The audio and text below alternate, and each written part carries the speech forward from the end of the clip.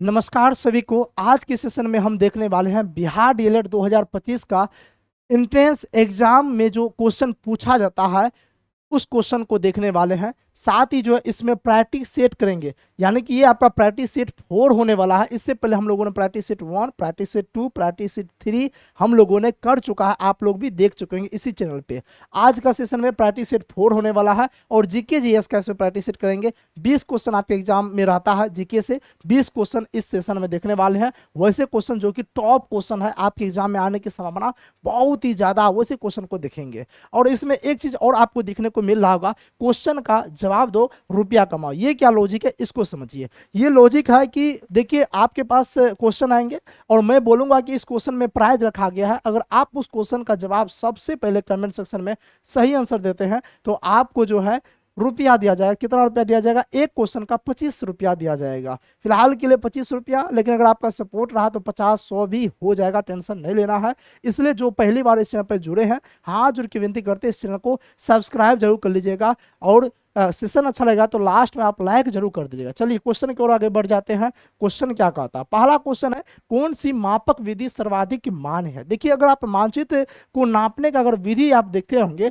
तो उसमें से जो सबसे बढ़िया विधि होता है, जो सर्वाधिक मान्य विधि होता है, वो होता है निरूपक भिन्न होता है। ऑप्शन बी इसका राइट आंसर हो जाएगा। देखिए अगर निरूपक भिन्न की बातचीत किया जाए तो इसमें एक होता है अंश होता है और एक होता है हर होता है। अंश का मान अगर बातचीत किया जाए तो अंश का मान हमेशा एक होता है। कितना होता है अंश का मान? तो आप कहिए सर जी अंश का मान जो है हमेशा एक होता है। इस बात को याद रख लीजिएगा, अंश का मान कितना होता है? एक होता है। और देखा जाए अंश जो है ये किस चित्र की दूरी को प्रदर्शित करता है, तो मानचित्र की जो दूरी बतलाता है ये कौन सा बतलाता है? अंश। अंश जो है मानचित्र की दूरी बतलाता है। वहीं अगर हर की बातचीत किया जाए तो ये धरातल की दूरी बतलाता है। धरातल की दूरी कौन बतलाता है? तो आप कह सकते धरातल की दूरी हर बतलाता है। ये बात पे एकदम से याद रख लीजिएगा। हालांकि आप पढ़े होंगे तो इस बात को आप समझ रहे होंगे। तो इसका राइट आंसर क्या हो जाए? ऑप्शन बी इसका राइट आंसर हो जाएगा। नेक्स्ट क्वेश्चन की ओर आगे बढ़ जाते हैं। नेक्स्ट क्वेश्चन कहता है, उच्चावच प्रदर्शन के लिए हेस्यूर विधि का विकास किसने किया था? देखिए उच्चावच प्रदर्शन के लिए हेस्यूर विधि का जो विकास किया था वो किया था लेहमान ने। किसने किया था? तो आप कहेगा सर जी लेहमान ने किया था। ऑप्शन बी राइट आंसर हो जाएगा। नेक्स्ट क्वेश्चन की ओर आगे बढ़ जाते हैं। नेक्स्ट क्वेश्चन कहता है, पेरिस का संधि कब हुआ था? देखिए इससे पिछले सेशन में मैंने बताया था कि प्रथम विश्व युद्ध की समाप्ति पेरिस की संधि के तहत हुआ था, जो कि एकदम से गलत है, एक रॉन्ग हो गया था। वर्साई की संधि के तहत जो है पेरिस की संधि समाप्त हुआ था।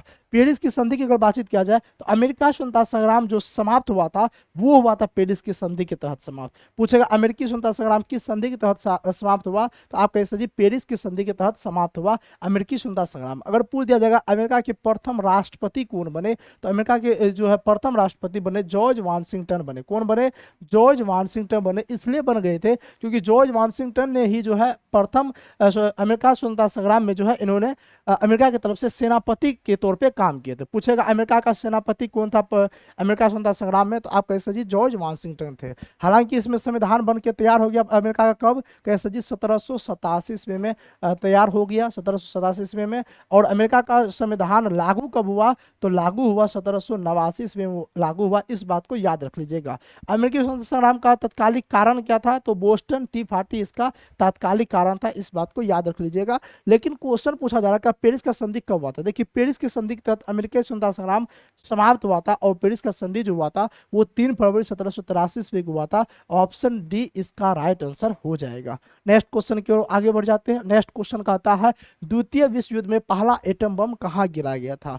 देखिए आपको मालूम होगा कि प्रथम विश्व युद्ध हुआ था, कब से कब तक चला था? 1914 ईस्वी से लेकर के 1918 ईस्वी तक चला था, 4 वर्ष तक। उसके बाद द्वितीय विश्व युद्ध की शुरुआत होती है जो कि 1939 ईस्वी से लेकर के 1945 ईस्वी तक चलता है। द्वितीय विश्व युद्ध की अगर पूछा जाए कितने साल तक चला था, तो द्वितीय विश्व युद्ध 6 वर्ष तक हुआ था। ठीक है, ये समाप्त कब हुआ था? 1945 ईस्वी में। द्वितीय विश्व युद्ध में अगर बातचीत किया जाए जो सबसे लास्ट में हारने वाला कौन था? जापान था, क्योंकि जापान के 2 शहर थे, एक था हिरोशिमा एक था नागासाकी। उस पर अमेरिका के द्वारा परमाणु बम गिराया जाता है। अगर बातचीत किया जाए तो जापान के जो है हिरोशिमा पे सबसे पहली बार 6 अगस्त 1945 ईस्वी को जो है क्या होता है? 6 अगस्त 1945 ईस्वी को आप कहिएगा, थोड़ा सा 1 मिनट, थोड़ा सा 6 अगस्त 6 अगस्त 1945 ईस्वी को जापान के हिरोशिमा पे परमाणु बम गिराया था अमेरिका के द्वारा पहली बार। उसके बाद 3 दिन के बाद 9 अगस्त 1945 ईस्वी को 9 अगस्त 1945 ईस्वी को जापान के नागासाकी पे बम गिराया जाता है, परमाणु बम गिराया जाता है, जिससे क्या होता है जापान एकदम से तहस नहस होता है और वो क्षमा मांग लेते हैं। और इस तरीके से देखा जाए तो द्वितीय विश्व युद्ध की समाप्ति हो जाती है 1945 ईस्वी में। तो क्वेश्चन पूछा गया कि द्वितीय विश्व युद्ध में पहला एटम बम कहाँ गिरा गया था, तो पहला गिरा था हिरोशिमा पे। और कब गिरा गया था, तो आप कहे सर जी 6 अगस्त 1945 को गिरा गया था, ये बात याद रखिए। अच्छा दूसरा कब गिराया गया था, तो 9 अगस्त 1945 को कहाँ गिराया गया था, नागासाकी पे, ये बात भी याद रख लीजिएगा। नेक्स्ट क्वेश्चन देखते हैं। नेक्स्ट क्वेश्चन कहता है पक्की सड़कों की लंबाई की दृष्टि से प्रथम स्थान पे कौन सा राज्य, बिहार, महाराष्ट्र, तमिलनाडु, केरल। देखिए बातचीत किया जाए पक्की सड़कों के दृष्टिकोण से अगर देखिएगा तो प्रथम स्थान पे महाराष्ट्र आ जाता है। क्या आ जाता है, महाराष्ट्र आ जाता है। ऑप्शन बी राइट आंसर हो जाएगा। आपसे क्वेश्चन पूछेगा कि भारत का सबसे कम साक्षरता वाला राज्य कौन सा, क्या पूछ देगा, भारत का सबसे कम साक्षरता वाला राज्य पूछ देगा, तो आप कहिएगा सर जी भारत का सबसे कम साक्षरता वाला राज्य बिहार हो जाएगा। क्या हो जाएगा, बिहार हो जाएगा। ठीक है, अगर बिहार की बातचीत करेंगे तो यहाँ पे जनसंख्या घनत्व सबसे ज्यादा है।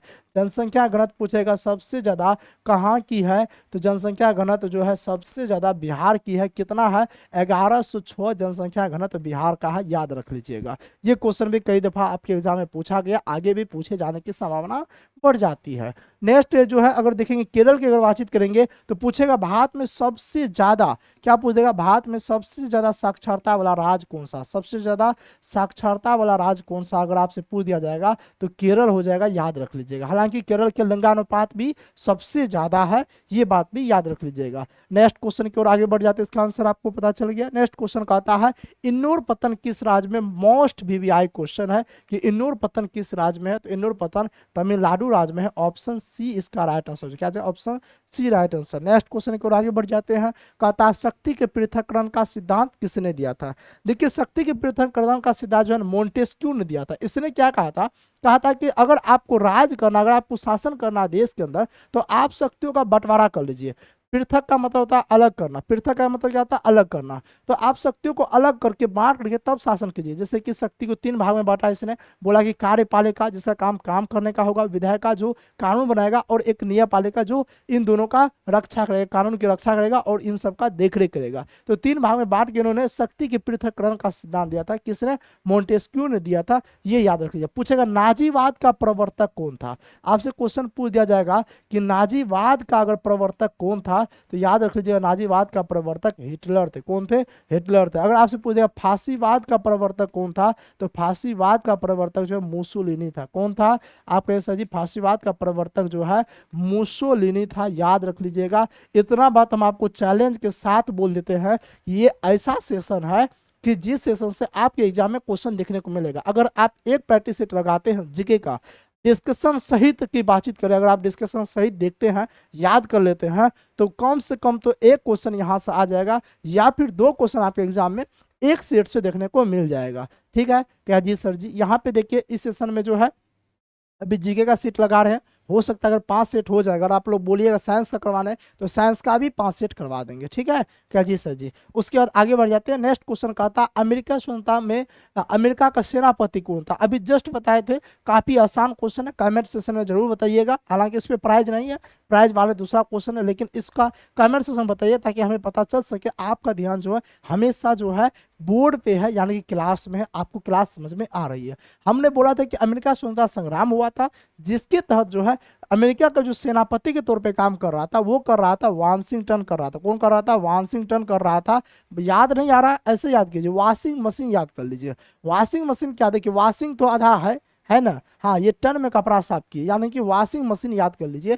पूछेगा अमेरिका के स्वतंत्रता संग्राम में जो है अमेरिका का सेनापति के तौर पे काम किसने किया था, तो वाशिंगटन ने किया था, और इनका बहुत बड़ा योगदान रहा था। यही कारण से अमेरिका का प्रथम राष्ट्रपति भी जो है वाशिंगटन को ही बनाया गया। तो पूछेगा अमेरिका का प्रथम राष्ट्रपति कौन बने, तो जॉर्ज वाशिंगटन बने, याद रख लीजिएगा। देखिए अमेरिका स्वतंत्रता संग्राम का घोषणा पत्र किसने जारी किया था, तो आपसे पूछ देगा कि अमेरिका स्वतंत्रता संग्राम का अमेरिकी स्वतंत्रता संग्राम का, अमेरिकी स्वतंत्रता संग्राम का घोषणा पत्र किसने जारी किया था? तो घोषणा पत्र के बारे में बातचीत करेंगे तो जेफरसन ने जारी किया था, इस बात को भी एकदम से याद रख लीजिएगा। ठीक है, स्टाम्प एक्ट किसके समय पारित हुआ था? तो ग्रेनविले के समय में पारित हुआ था। स्टाम्प एक्ट कब हुआ था? कैसा जी? 1765 ईस्वी में हुआ था। बहुत बढ़िया। चलिए नेक्स्ट क्वेश्चन की ओर आगे बढ़ जाते हैं। नेक्स्ट क्वेश्चन क्या कहता है? कहता है कौन पुर्तगाली यात्री विजयनगर साम्राज्य की समृद्धि एवं चीन के शासक कुबलाई खां के दरबार का वर्णन किया है? तो ये क्या था?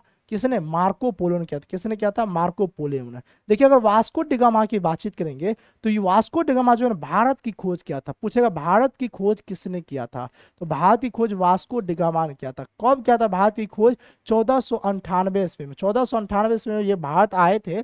और बातचीत किया जाएगा तो ये जो है जब भारत आए थे तो इसको जो भारत आने में सहायता प्रदान किसने किया था? तो अब्दुल मजीद या फिर अब्दुल मुनीम ने जो है, जो गुजराती व्यापारी थे, इनको भारत आने में सहयोग किया था, सहायता प्रदान किया था। हालांकि जब ये भारत पहुंचे तो ये सबसे पहले केरल के कालीकट बंदरगाह पहुंचे और केरल के जो राजा थे जमोरिन, जमोरिन ने इनका भव्य स्वागत किया था, अच्छे तरीके से स्वागत किया था और उन्होंने बोला था कि जो भी चीजें हो यहाँ से आप ले जा सकते हैं। और वास्को डिगामा ने क्या किया था?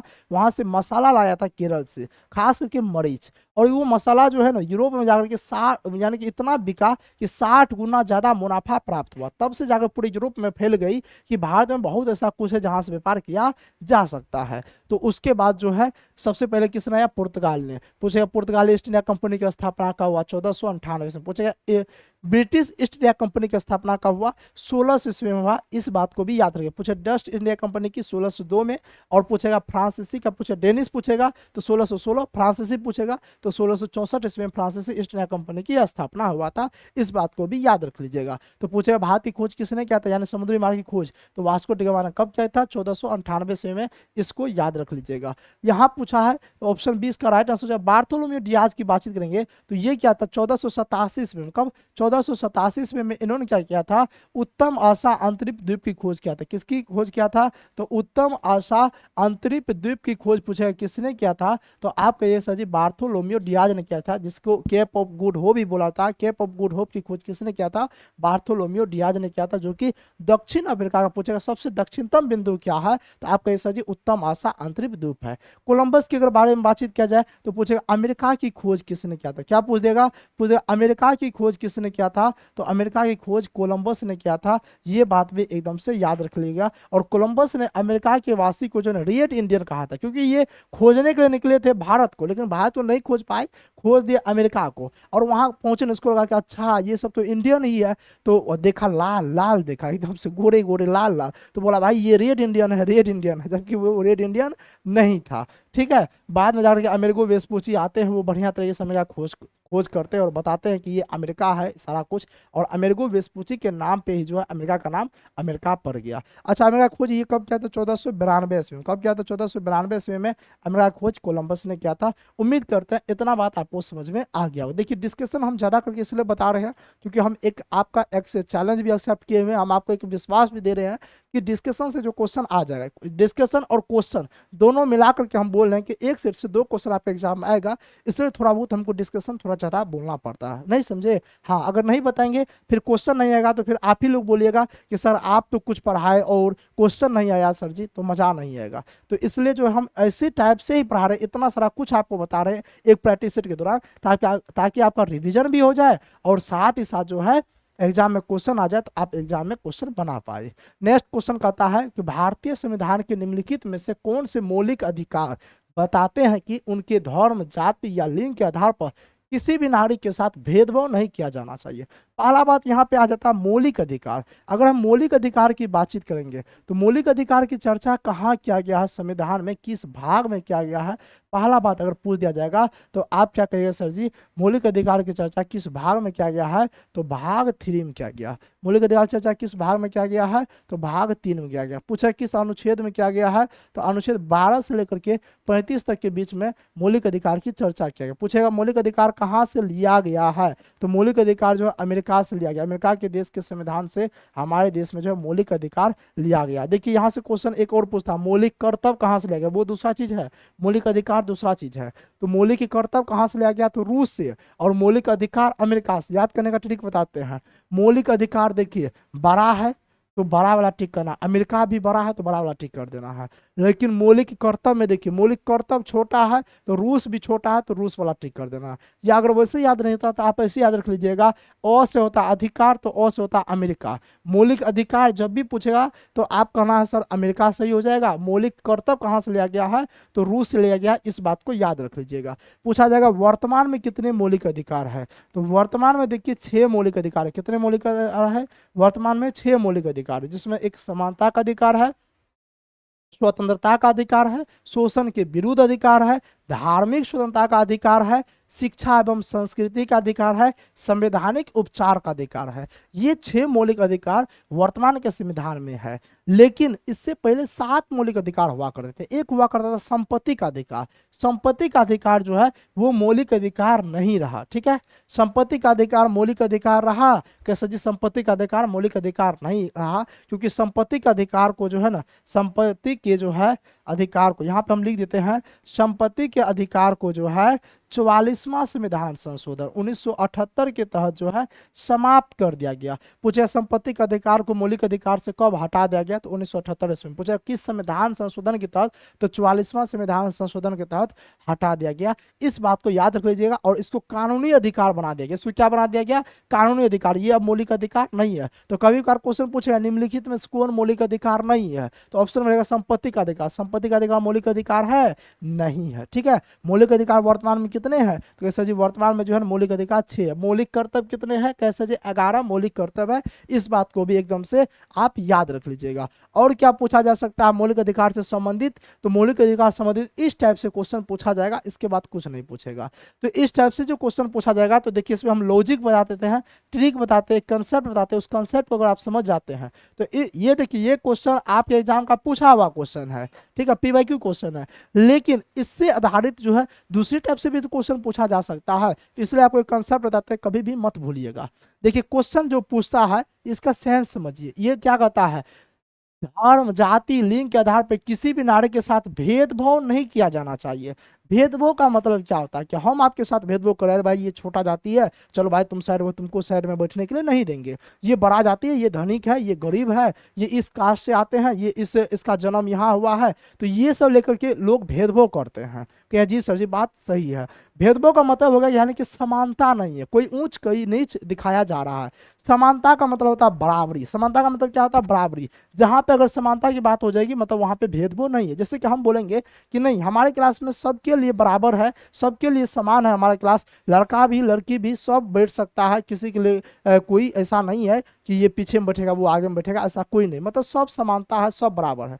तो समानता का मतलब आप क्या समझे कि हर एक दृष्टिकोण से समानता की बात होनी चाहिए। अच्छा, स्वतंत्रता का मतलब क्या समझते हैं, स्वतंत्रता का मतलब होता है आजादी, यानी कि हम आजादी से जी सकते हैं, हम स्वतंत्र रूप से जी सकते हैं। क्या जी सर जी। तो जब भी क्वेश्चन इस टाइप से पूछा जाएगा तो आपको सेंस लगाना है कि ये 6 मौलिक अधिकार में से किस अधिकार की बातचीत किया जा रहा है। अच्छा, समानता के बारे में बोल रहा है, समानता का मतलब बराबरी होना चाहिए। स्वतंत्रता के बारे में बोला जा रहा है, अगर स्वतंत्रता के बारे में बोला तो स्वतंत्रता सही हो जाएगा। या फिर शोषण के विरुद्ध बोला जा रहा है, या फिर धार्मिक स्वतंत्रता का अधिकार बोल रहा है। अगर धार्मिक स्वतंत्रता की बातचीत किया जाएगा यानी कि धर्म के आधार पर ये भेदभाव वाली बात तो नहीं कर रहा है। क्या जी सर जी। तो इस टाइप से आपको पकड़ना पड़ेगा। जैसे कि क्वेश्चन आप समझाते हैं अब आपको समझ में आ जाएगा। भारतीय संविधान के निम्नलिखित में से कौन से मौलिक अधिकार बताते हैं कि उनके धर्म, जाति या लिंग के आधार पर किसी भी नागरिक के साथ भेदभाव नहीं किया जाना चाहिए। मतलब भेदभाव नहीं किया जाना चाहिए कहने का मतलब बराबरी स्थापित हो, समानता स्थापित हो। ऐसा कौन सा अधिकार बोला जा सकता है, कौन सा अधिकार बोल सकता है, तो आप कहिए सर जी समानता का अधिकार। समानता के अधिकार में ही जो है ना भेदभाव की बातचीत नहीं कही गया है, मतलब सब समान है, इसके बारे में बातचीत किया गया। स्वतंत्रता के अधिकार में यह बताया गया कि आपको भाषण एवं अभिव्यक्ति की स्वतंत्रता है, आप संगठन बना सकते हैं, सभा कर सकते हैं, लेकिन बिना हथियार रखे हुए सभा कीजिएगा, ठीक है। आप कहीं भी घूम सकते हैं, लेकिन अभी ऐसा कुछ हो गया, घूमने के लिए जम्मू कश्मीर गए, वहां पे पहलगांव में जो है हमला हो गया, यानी कि आतंकवादी हमला हो गया। खैर जो है सरकार की भी यहाँ पे गलती थी कि वहाँ पे सिक्योरिटी नहीं दे पाए, और लेकिन हाँ सरकार ने इस पर बड़े एक्शन लिए।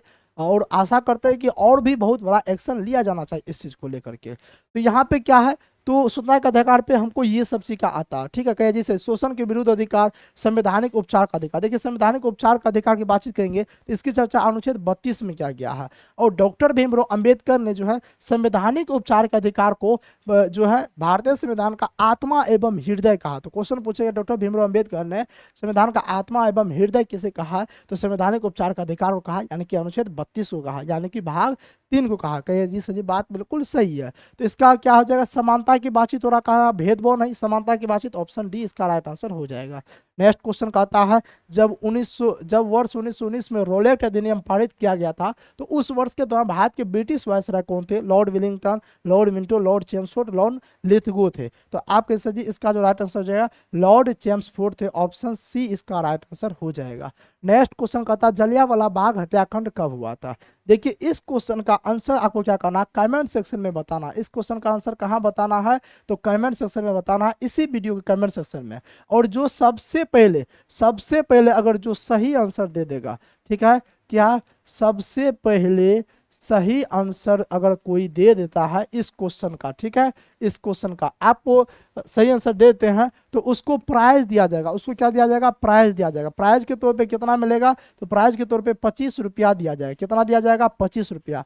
यानी कि अगर देखा जाए तो इस क्वेश्चन में हम रुपया लगाए हुए हैं। इस क्वेश्चन का आंसर सबसे पहले जो सही आंसर कमेंट सेक्शन में बताइएगा उसको 25 रुपया प्राइज दिया जाएगा। प्राइज कैसे दिया जाएगा, कमेंट सेक्शन में जो है आपको फिर रिप्लाई किया जाएगा हमारे आईडी से, यानी कि अभी मोरिया सर चैनल के आईडी से। और जो है आपसे जो है नंबर लिया जाएगा या फिर आपको एक नंबर दिया जाएगा व्हाट्सअप नंबर।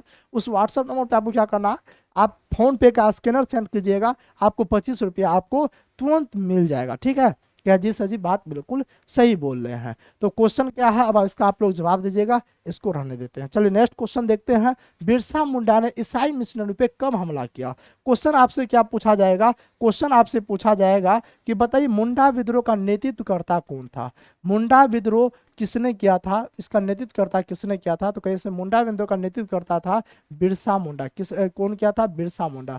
अगर बिरसा मुंडा की बातचीत करेंगे तो बिरसा मुंडा ने अपने आप को 1895 में ईश्वर का दूत घोषित किया था। बोला था कि हम ईश्वर का दूत है, ये घोषित किसने किया था, बिरसा मुंडा ने किया था। हालांकि लेकिन बिरसा मुंडे जो है ईसाई मिशनरी पे हमला किया था 25 दिसंबर 1899 ईस्वी को ईसाई मिशनरी पे हमला किया, जिसके बाद अंग्रेजों ने इसे पकड़ करके जो है जेल में बंद कर दिया गया। जब जेल में बंद कर दिया गया तो वहां पे जो है इनको हैजा की बीमारी हो गई और हैजा की बीमारी के कारण जो है बिरसा मुंडा का निधन हो गया, ठीक है। तो इसका राइट आंसर क्या हो जाएगा, ऑप्शन बी इसका राइट आंसर हो जाएगा। नेक्स्ट क्वेश्चन कहा जाता है लोकतंत्र की सफलता के मूल्यांकन का सही आधार क्या है। लोकतंत्र मूर्खों का शासन नहीं, ये तो बिल्कुल गलत हो जाएगा, ये तो आप भी बोलिएगा। लोकतंत्र में समय और धन का अपव्यय यानी कि खर्च होता नहीं, लोकतंत्र में समय की बर्बादी, धन का अपव्यय, ये आधार नहीं है। लोकतंत्र विविधताओं का साम्राज्य है, नहीं ये भी नहीं है। तो क्वेश्चन जिसके लोकतंत्र की सफलता के मूल्यांकन का सही आधार क्या है, तो लोकतंत्र जो है एक शासन उत्तरदायी शासन व्यवस्था है। इसमें जो है किसी को उत्तरदायी ये शासन होता है, अगर आप कोई गलती करते हैं तो उसका आंसर दीजिए, आपके प्रति जवाबदेही है। जिस सरकार के प्रति क्या होता है, जवाबदेही होता है कि आपने ये काम किया तो क्यों किया, किस लिए किया, ठीक है।